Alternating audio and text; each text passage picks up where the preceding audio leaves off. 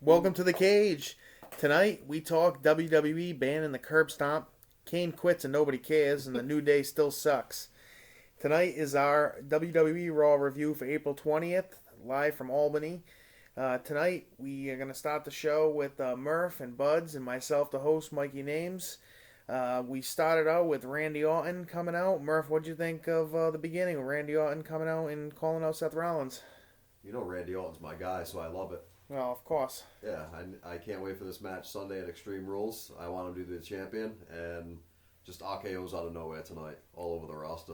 Bud, do you think he has a legit chance of being the champion or no? Obviously, you're going to hate, but I think Brock's going to come in. I think Brock's definitely getting involved with that. I don't think they're just going to let them two have that. I think they're going to have like King there, standing there, and Brock's going to blow him beast everybody. Rip the cage right off the ring. Yeah. Just tear it apart. Start F5ing everybody in sight. But that led us into the first match, which we had Ambrose versus Luke Harper. And it was kind of a weird beginning. Luke Harper running away. I don't know. It was kind of strange. Murph? Yeah, it didn't do it for me. Why did he just like pushed him off the stage and ran away? Like, what was that? Yeah, well, I don't know. Why did he come out with the mic, too? He came out and started, talking. Aaron. I don't want to hear you talk, bro. Everybody's been rambling tonight, I feel like. It's just a bunch of talking heads in this whole ordeal. Yeah, because, the second match was actually pretty good. The Lucha Dragons versus New Day. Lucha, Lucha, Lucha, Lucha. It was alright. Budge, what'd you think? That was actually really good. That was a nice little setup. Did you see New Day winning, though? What'd you say? I thought they were going to... because I kind of feel like they weren't going to get Lucha on a pay-per-view being brand new like that right away, so I kind of seen them not winning, but I like the way they did it. They did it with a New Day heel turn, and Xavier was hiding under the ring with a grab of the bogus. leg. What's up with those guys, good. man? And then to top it off, they had the fans in it because it was a pretty good match. It was actually a really good match. They had the fans in it, and then as soon as it's over, boom, Randy Orton, RKO's out of nowhere. You were hating on Randy a while coming into this, but I feel like you're liking the RKO's on everywhere tonight. Yeah. Big E didn't even want a part of it. It's just RKO alert tonight. Oh, Everybody's on RKO alert. I tell you all the time. I always say I like the old Randy Orton. I don't like the new Randy Orton. I like the old Legend Killer Randy Orton. Just to pump people in the head. Yeah, I agree with you on that one, definitely. The third match was just absolutely ridiculous. It was the Fandango and Axel Mania, brother. I don't know, man. This dude is just the pincushion of the WWE. Yeah, he's the punching bag. He went from being my boy to just nothing really quick, and it's just pathetic to see him in the ring. I don't know. All night, I feel like every match has been kind of short and just uneventful. I'll tell you what, though. I like the Fandango. He gets up there for a big guy off the top rope with the leg drop. Yeah. A little respect for that. That's the only thing I'll give him respect for. But he ended up winning by pinfall and just, it must have been a minute, 2 minutes. What do you think about this Axel Mania? The charade. But Murph's boys. Thanks. I don't even want to talk about him. They really dog him though. He was so bad. He's a good him wrestler. dancing at the beginning was a little comical. You know, little shots and slide, whatever the hell that thing was. And then besides that, it was pretty bad. He was a leg drop. Terrible. No, I'm just saying he gets up there for a big guy off the ropes.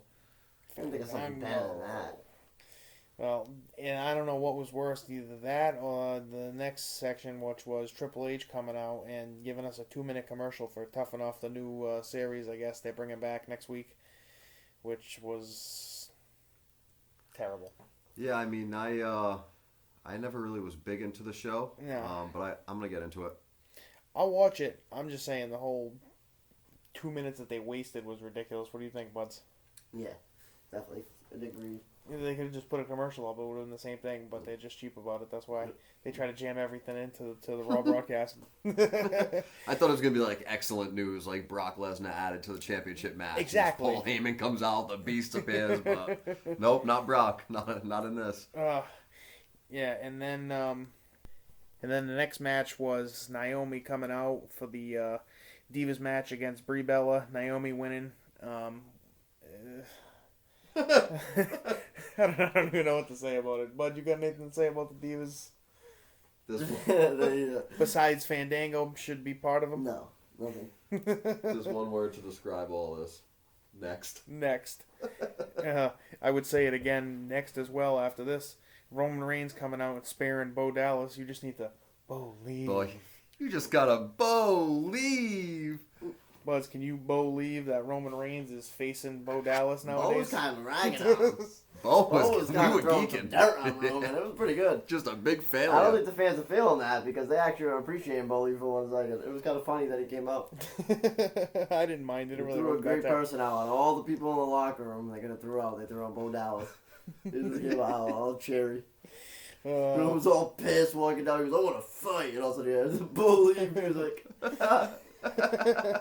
Yeah, definitely unexpected. Like the next match, which was Sheamus and Zack Ryder, which was the weirdest match ever. Sheamus just talking the whole entire match, Just beating up Zack Ryder like announcing for himself. Like, that was weird. Fella! Yeah. Thank God Ziggler came out and took that one away. Exactly. That might be the first time I've ever seen that, though, in the history of my entire lifetime of watching wrestling. Would be, I've never seen someone give someone a beating and then just talk the whole time on the microphone. And explain what he's doing. And then top it off, how bad is that for Zack Ryder that, like, out to his hometown of New York, wherever the hell he's from, and he gets beat up the whole time. Ziggler comes out and helps him out, and he still loses the match. Yeah, he did still lose. Yeah, I'm just glad that Ziggler came out. I know Ziggler's coming up later in the show, but I'm glad he came out and zigzagged him. And Sheamus is just a clown. Yeah, he's butt. He really is. I just don't like Sheamus 2.0. I just don't enjoy it.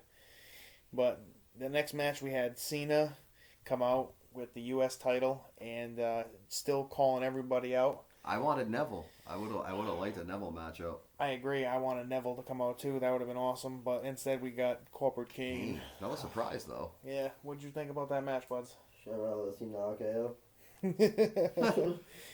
We saw plenty of them. Don't worry. Definitely. Well, then we had the Miz and Mizdow.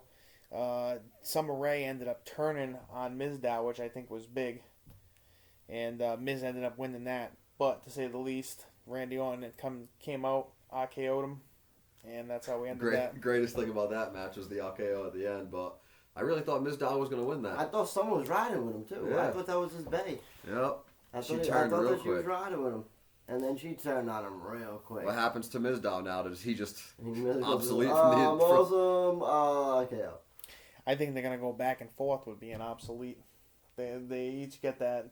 Nobody likes them. Nobody wants them around. I think they're gonna get that. Mizdow's really got nothing going for him. Like, his gimmick was cool when he was like going in different cities all the time. Like Bud said, he went to Cleveland and dressed up like LeBron, and he brought the little No, mini they hoop had out to with get his his name Mizdow. back. He can't go. He's gonna go by Mizdow forever. Yeah, He's gonna get his name back. Yeah, it'll go back to That's the the same whole way. point of that. And that leads us into the last couple matches here.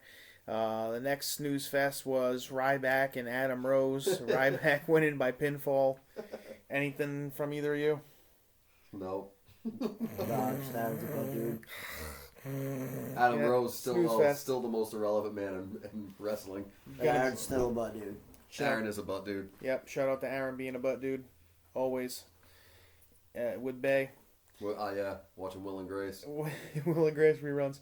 But then we came to the last match, which was Dolph and Seth Rollins, which was nothing spectacular. I thought it was a good match. It was a decent match. I didn't think it was crazy, but that led us to the very end. My boy. And that, I have to say, was probably the best moment of the night, was Sheamus coming out, causing the distraction, helping Rollins, and then Kane coming out, trying to whoop ass and take out Rollins. And then there comes the Viper, slithering inside the ring as the cage is being lowered. And he slithered in. What do you think about that, Buds? Should have curb stopped him. Well, Should Shout have out to the curb stopped him straight to the mid card. Shout out to the WWE banning the curb stomp. yeah, let's talk Should have about that banned the real quick. RKO. Why did we think that they banned that? Because it was a butt move. Just because they banned the RKO, or do we think it's a legit ban? Probably a legit ban. Because they just don't want the head injuries. These little kids these days should go curb and stop at their friends at school. Yeah. After tonight, Brock does it. true.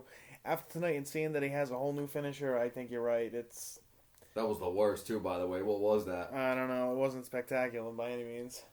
And they even took it. They changed his introduction, which you pointed out, Murph. How about the RKO off the top rope though? Well, then that was the moment of the night for That me. sealed the deal. That was great. I Kane even got a chuckle out of that one. know. I can't wait for Extreme Rules. It's gonna be awesome. Yeah, you're gonna be away though. I know, it's unfortunate, but I'm not going to be on the next couple podcasts. Yep. Aaron's going to fill in. Going to hear these That's three. part of Extreme Rules. No RKOs. No RKOs, so it's going to be crazy, but I'll definitely catch it as soon as I get back. I'll try to watch it while I'm away. But that's another good... Shout out Nick Mundy. Shout out Nick Mundy. Shout out Aaron. Shout out Terry Reynolds. Freezy. Terry Reynolds, we miss you. Where have you been? Yep, we need you. And I would say overall, I think it was a decent show. I've been enjoying SmackDown a little No more. Neville. No That's Neville. what I mean. Disappointing. That's why I've been enjoying SmackDown more. I mean, I think 3 hours is they're trying to cram too much, and it's just Cut it back. it's a little much. They need to cut it back. But it was a good show. We appreciate you guys listening. Make sure you comment, let us know what you thought. Subscribe, and be sure to follow us on Twitter at The Cage Reviews. Thanks.